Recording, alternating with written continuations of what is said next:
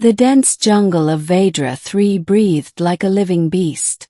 The canopy blocked out most of the light, and what filtered through painted the undergrowth in mottled shades of green and gold. It was a place that swallowed sound, where predators could step within meters of you without a single twig snapping. Lieutenant Cara Day knew this better than anyone. She had led reconnaissance units through Vedra's swamps during the war. Now, years after the truce, she was back, but this time she wasn't hunting. She was being hunted. She felt it first, not heard it. The prickling along her spine, the instinct older than speech that whispered, "You are prey now." She didn't quicken her pace. She didn't glance behind.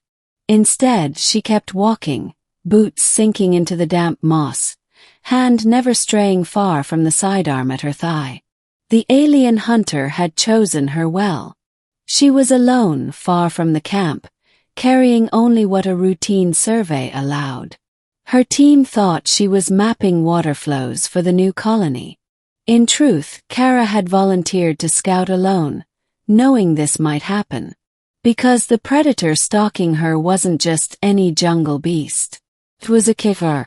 During the war, humans had faced them. Giant reptilian humanoids bred for the hunt. They fought silently, killed swiftly, and left trophies. Most soldiers feared them above all other species. Cara had survived a HFY ambush once, but she had never forgotten the soundless footfalls, the sensation of death approaching from behind. This time, though, she refused to run. She exhaled slowly, pretending to admire a strange purple blossom. Her voice cut the still air. "I give you 3 more steps before I turn around." The jungle froze. Even the insects seemed to fall silent. For 3 heartbeats there was nothing. Then came the faintest shift of air, the subtle displacement of weight on moss. 1 step. 3.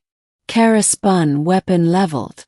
The Ketar towered over her, scales mottled to blend into the foliage, eyes burning gold in the filtered light. Its mandibles clicked in surprise. Clearly, it hadn't expected her to sense it, much less call its bluff. "Well," Cara said coolly, "at least you're punctual." The predator tilted its head, studying her. Then, to her surprise, it spoke. Its guttural voice rumbled like distant thunder. "Human, you know the rules of the hunt." She kept her aim steady. "And you know I've beaten them before." The beginning, old scars. The war between humans and the HFY Empire had ended 6 years ago.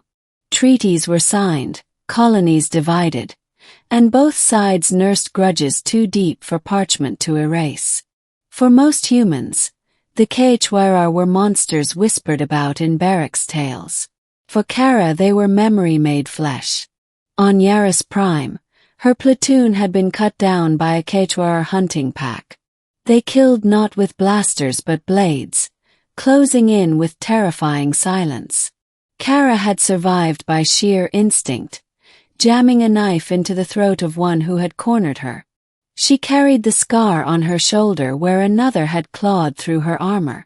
That night had shaped her, hardened her. And when she volunteered for the Vedra survey, a small part of her had hoped she might encounter one again. Closure, she told herself. Or perhaps something darker. Unfinished business. The middle, predator and prey. The Ketar shifted its stance now, its blade unsheathed with a whisper. It wasn't sleek like human steel but jagged bone, etched with ritual markings. "You sensed me," it growled. "Few do." "I'm not few," Cara shot back. It circled her slowly, steps deliberate. She mirrored its movement, refusing to let it flank. Every motion was a dance, hunter and hunted blurring together. "Why follow me?" she asked. "You carry the mark," the Ketar replied, pointing with its blade to her arm. Cara frowned, then realized. The scar from Yaris Prime, the talon mark raked across her shoulder. "You remember me," she said quietly. The predator's mandibles flared in something like a grin. You killed my bloodkin. Honor demands the circle close. Revenge. Course. For them, hunting wasn't just survival, it was sacred. But Kara wasn't here to die. She fired a warning shot into the ground near its clawed feet. The jungle hissed with smoke. You want closure. Fine. But not on your terms. The Kara didn't flinch.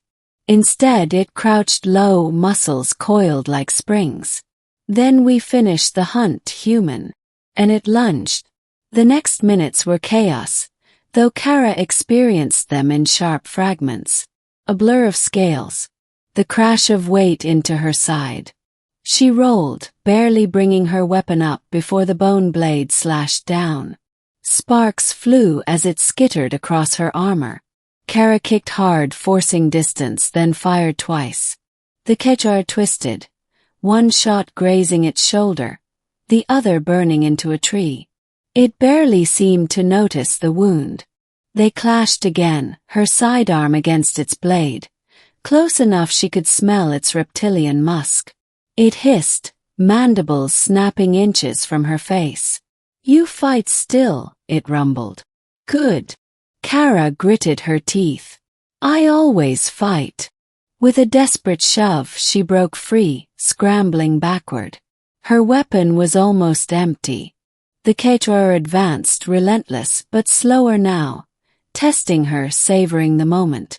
And that's when Kara noticed something. It wasn't fighting to kill her quickly. It was dragging it out. Ritual. You're not here for vengeance, she said, chest heaving. You're here for proof. A trophy. The Quechua paused, golden eyes narrowing. Silence was confirmation enough. Kara swallowed. That's why you chose me. 'Cause I fought back. 'Cause I won. You don't want revenge. You want the hunt retold around your fires. For the first time, the predator hesitated. Turning point, the human edge. Kara lowered her weapon. Not all the way, just enough to shift the balance of the encounter. You could kill me, she said evenly. But what does that prove? That a Quechua can stalk one human in the jungle. Your kind already knows that. The predator's gaze was unblinking. But what if, she continued, you walked away instead?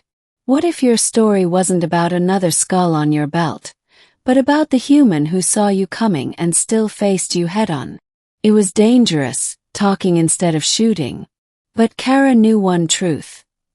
Kara respected stories. Their culture was oral, built on tales of hunts and prey worthy enough to be remembered. The Kara straightened slowly. Its blade hovered, then lowered. You speak as prey should not, it admitted. Maybe because I'm not prey, Kara said, steel in her voice. Not anymore. The predator studied her, muscles tense. Then, with a rasping growl, it slid its blade back into its sheath. The circle is not closed, it said. But perhaps it is redrawn. Kara didn't breathe until it turned away, melting into the jungle like smoke. The ending. Respect forged in silence. Hours later, Kara returned to camp. Her team barely looked up, busy cataloging samples. To them, she had just been gone on routine survey. But Kara knew better. She had faced down a predator bred for silence and death, and walked away not as prey, not as victim, but as something the Kara themselves might respect. That night, as the jungle hummed and the stars burned bright above, she traced the scar on her shoulder. For years it had felt like a mark of survival, a reminder of fear. Now it felt different.